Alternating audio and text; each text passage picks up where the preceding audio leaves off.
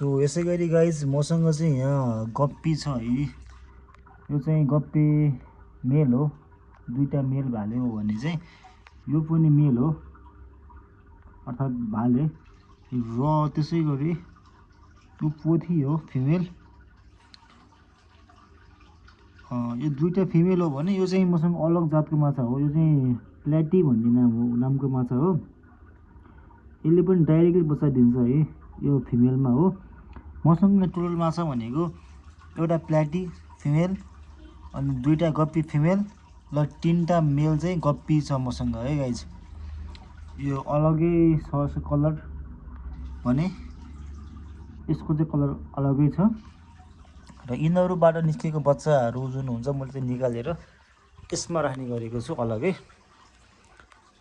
यसरी मैले यहाँ चाहिँ अक्सिजन प्लस फिल्टरिङ पनि गराएर मैले लाइटिङ गराएर यसरी यहाँ राखिदिएको छु गप्पीको बच्चाहरूलाई भने। अनि यहाँ चाहिँ मसँग रहेको छ बेटा फिस है। यसको बारेमा पनि म पछि हजुरलाई भन्नेछु। यो चाहिँ बेटा फिस हो। अहिले यहाँ लुकेर बसिरहेको छ रातको समय भएर नि होला।